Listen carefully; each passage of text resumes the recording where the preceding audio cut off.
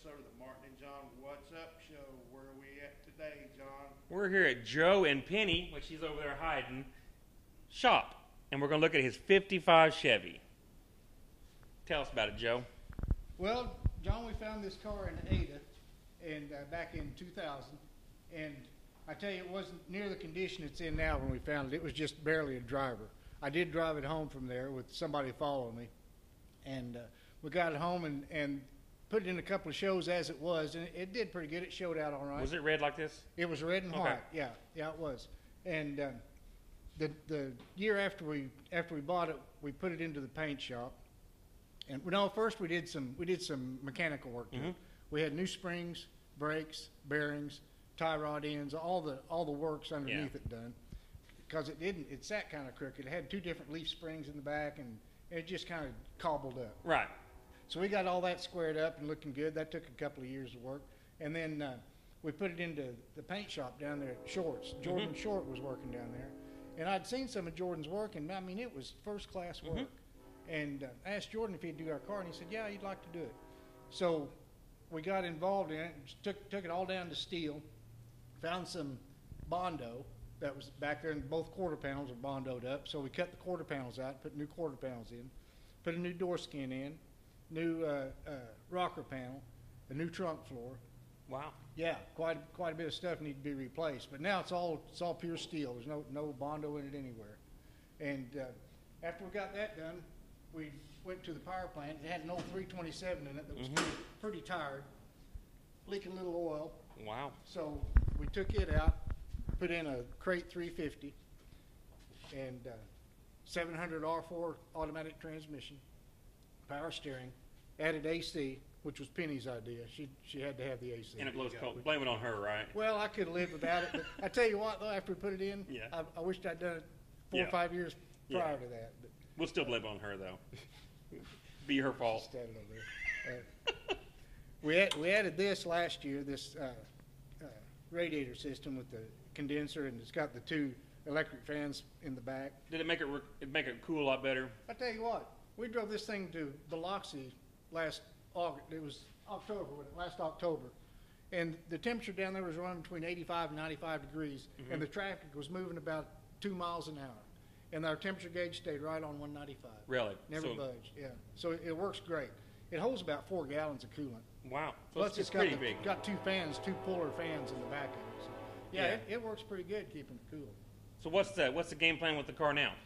Well, long trips. Long trips. We kind of got away from the showing aspect of it because you go to a show 7 o'clock in the morning, get your chair out and sit. And usually most of the cars there you've seen them already anyway after you've been 3 or 4 years of shows. So, right, it's the same old cars. Yeah, we've taken this to Biloxi, Mississippi twice so far to that event called Cruise the Coast. And we've been to the Good Guys at Estes Park, Colorado. Drove it up there. And we're planning some other trips. We want to go to Tennessee. Yeah. And we want to go to Wisconsin to, what's that called? Back to the 50s, isn't it? Yeah. That's supposed to be like a gigantic deal up there. Well, see, all the streetcar, race car guys are getting away from, they want a car they can drive now. That's it. So everybody's getting them where they can drive them more. Get in and take off. We put an interior in it too. The interior it was an old upholstered interior. It had been redone, but it was in bad shape. And Grid done this car. Grid Jarman. He does good work, doesn't he? I tell you can't beat him. People have looked at these seams on this tuck and roll, and they'll come and ask me, "Who did your interior?" They said, "I've never seen straighter seams than that." And his Grid Jarman did. Yeah, he does a good job. He's got a waiting list a mile long. Yeah, he does really, really good work. And I always talk about this to everybody. What happens when the older guys go away? Because the younger guys are not into it. I know it, John. That's going to be a problem. You go to parts stores and stuff, and these young kids, if they can't look it up on the computer, they're done. That's it. They're done. Yeah. But it's sad. This is and then you had it repainted again. We did. But how much of it was repainted? All the red was. All the red. And all the front clip is new. Okay. Everything from the firewall up has been replaced. Matter of fact, we got a new frame. Got a frame from Martin Blaney. Okay. Out there at Tim Husky's. Right. Martin had a frame he'd had for several years. He was going to build a racer out of it. And his soft heart knew that I needed a frame. Martin does not have a soft heart. So he said, Do you, Martin? It's actually the original frame out of Aaron's car, so there's Oh. a little bit of history. Wow, but Martin does not have a soft heart, so Well, I tell you, it went to a good cause. It really did. it did. This is a Yeah. We've gone Wow. all through everywhere. You know, everything's been redone inside and out. wow. What's a good interior cost? About $5,000. That'd be a start. That'd be a good start you, on it. You get a pretty nice one for that. For But about if you want $5,000. any little extra stitching and things done, you just keep going up from there. But What would yeah, do a five- good? How much? five Like would be a $7,000 get you a good interior. start. 7 would be nice. 7 get you a nice interior. Yeah. And Get about you- 30 get will you get you a 11. good paint job, huh? It'd get you 11. Yeah, 30. Man, just but That's buying without paint. any body work.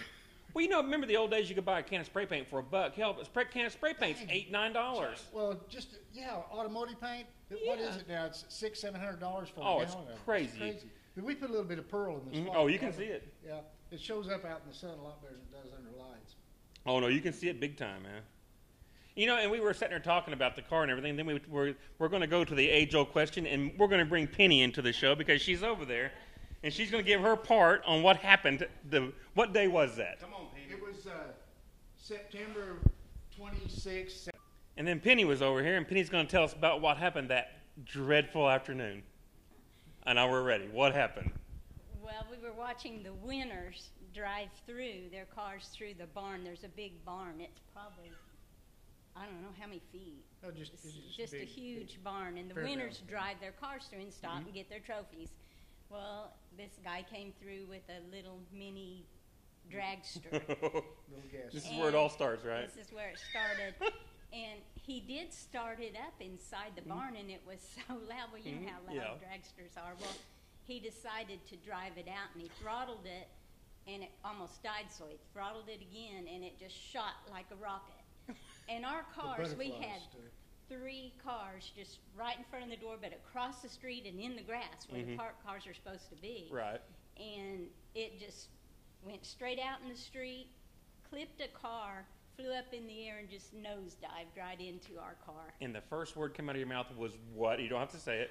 Just start with an well, F. I jumped out, and I was saying, get out of my way, my car's out there. And I ran out there, and at first I thought it would be Gene Bronner's car because he was parked straight in front of the door. So I just knew it was theirs. Yeah.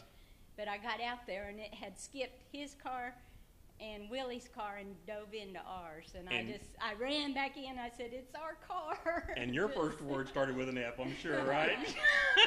I was just awestruck. I couldn't believe it. I went it outside was and looked at just- it, And It then was a crazy deal. well, how'd you bring it home? Did you bring it home on a trailer, I guess? We had a good friend from Ark City that put it on a trailer and drove it home for us. And then Jordan repainted it again. Yes, he did. Yeah. And the body worked, and Wow. this, yes. this time though it went to Wilkins. Yeah. Jordan's was Yes. working out. We were out there a couple weeks ago, and I was giving Jordan a hard time. I was like, "You all ever going to finish this car up? Are you all ever going to? It hadn't moved yet. What's the deal?" And they were like, leave me alone." I know those guys when they got talent like that, they just got to get inspired before I they guess, can do anything. And I thought, but this car is a really pretty car. Well, thanks. Thank you. Thank you very much. We enjoy it, Yeah. and like I said, we're kind of going to get out of the show thing and just do more traveling with it. I don't This blame is road worthy. It's got that R 700 R4, Yeah, so you can go down the road 80 mile an hour. 350 easily. Yeah, Well, they're gonna- and, Well, we have a new sponsor for us because every week we have a sponsor, and our new sponsor is going to be KOKC. Me and Martin's going to have a weekly blog at midnight, once a month, and we're just going to talk about what we want. And Martin, when's that start again?